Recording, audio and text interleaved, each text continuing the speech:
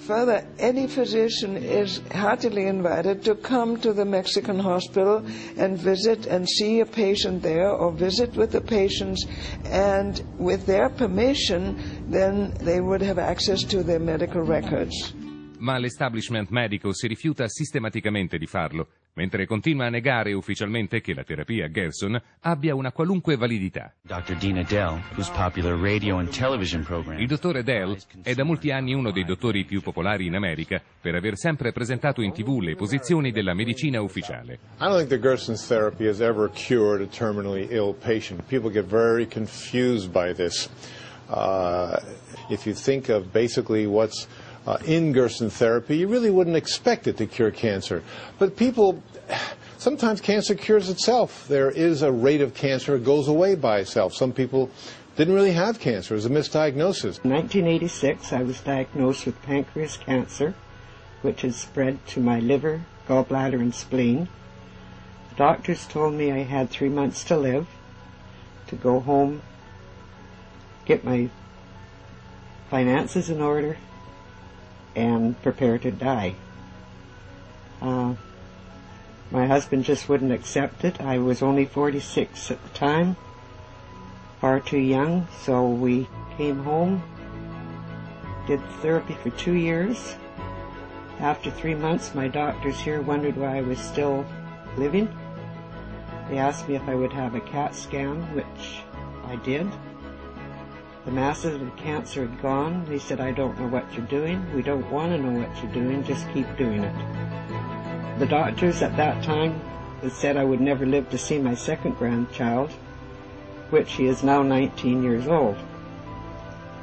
So we proved them wrong. After the therapy, we went back to Utah to a specialist on blood, and she said my blood was so clean and clear that she couldn't tell I'd ever had cancer, and she said I was the first patient that ever happened to. Yes, and after I had gone back to the oncologist after I had done the Gerson therapy for a couple months, at that time when they had found that I was cured of cancer from the CT scan that they had done on my abdomen, he couldn't believe it. He thought it was a miracle. For the 10 years following being on the Gerson therapy, which took a year and a half, I started going back to the Mayo Clinic and seeing Dr. Scott, who was an oncologist there, just for checkups to be sure I was clear. And he said everything was like an 18-year-old again. My blood profile was perfect, and he couldn't believe how I looked and how much energy I had. And he asked me what I'd done, and I went over the Gerson therapy with him. Dr. Scott said, that's great, but he said that we can't sell that. Il dottor Wallace Simpson dirige la Scientific Review of Alternative Medicine, la pubblicazione scientifica ufficiale sulle cure alternative e sulle aberranti pratiche mediche, che sostiene di analizzare in modo scientifico ed obiettivo. Has Gerson therapy ever cured a cancer patient? Oh, of course not. They won't even release their records. So, what would it take for you to be convinced that this therapy has credibility? Well, first of all, they have to show some reason why it should work. We know how cancers behave, and we know the kinds of things that cause cancer. So they have to come up with some kind of a believable theory of why their diet should work. But second of all, they'd have to convince us that everything we know about it in the past 50 years is wrong. And they're right. Now, how are they going to come up with material like that? That's impossible. They don't have it. Dr. Gerson documented so many recoveries, yet those recoveries are not available to the public. Those published articles have been published in Europe, but have not been allowed to be published in American journals. Il dottor Stephen Barrett si può considerare l'equivalente moderno di Morris Fishbein. Attestato alla guida della sua pubblicazione Quack Watch, che significa guardia contro i ciarlatani, da tempo denuncia pubblicamente tutte le cure che la medicina ufficiale ritiene essere frodi o inganni senza valore. Take the Gerson therapy, for example. Gerson was a physician who claimed that he could cure cancer with diet and a number of other methods. There's absolutely no scientific evidence that he's cured anyone. I was investigated 5 times on the AMA. Every time they come, I show them Here's a patient you sent home to die, cured. Other patient you sent home to die, cured. Next patient you sent home to die, cured. The Gerson therapy was known some 75 years ago. If doctors know there's a cure and send patients home to die, that is an atrocity worse than the Holocaust. You can make paper out of it, you can make cloth out of it, you can make cord out of it, you can make oil, you can make medicine. You can make food out of hemp seed oil, you can burn it in a lamp, you can make rope, you can make parachute cordage and tie your shoes, and the Constitution was really printed on hemp paper. For over 10,000 years, hemp was undeniably our most useful plant. Our ancestors depended on hemp's exceptionally strong fiber, cellulose-rich pulp, and highly nutritious seeds. The plant was cultivated and used throughout history for food, clothing, fuel and medicine, as well as for sails, rope, shelter, and paper.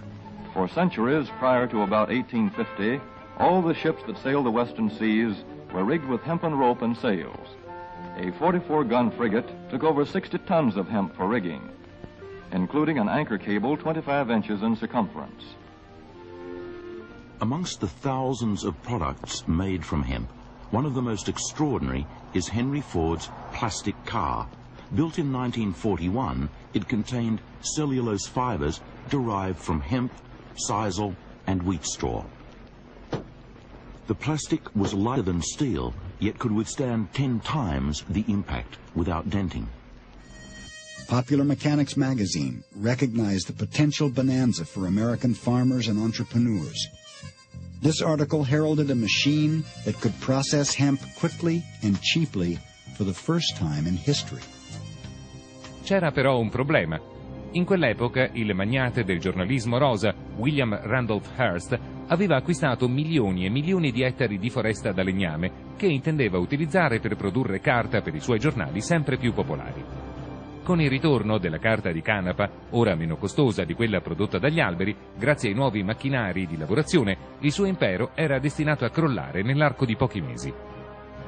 Un altro gigante dell'industria che si trovò direttamente minacciato dalla canapa era Lamont Dupont, proprietario della società petrolchimica che aveva appena ottenuto i brevetti per creare dozzine di fibre sintetiche dal petrolio.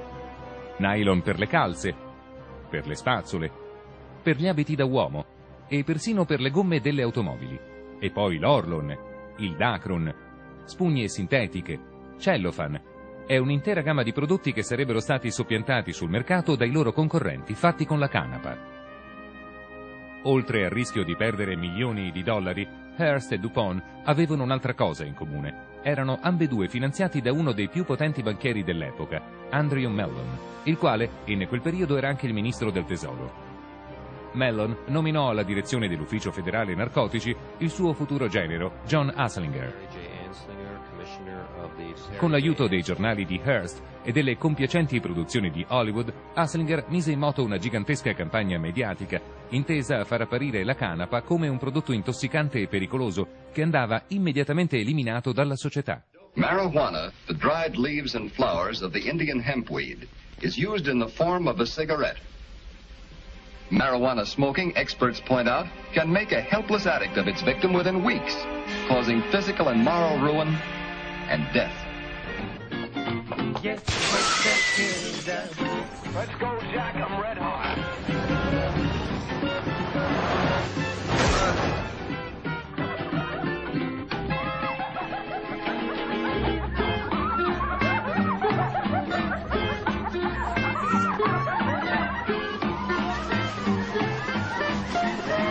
Should you ever be confronted with the temptation of taking that first puff of a marijuana cigarette, don't do it.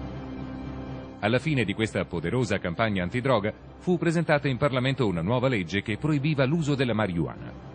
Nonostante il composto psicotropico chiamato THC si trovi solo nel fiore e nella foglia della canapa, Anslinger riuscì a far proibire l'intera coltivazione della pianta in tutta America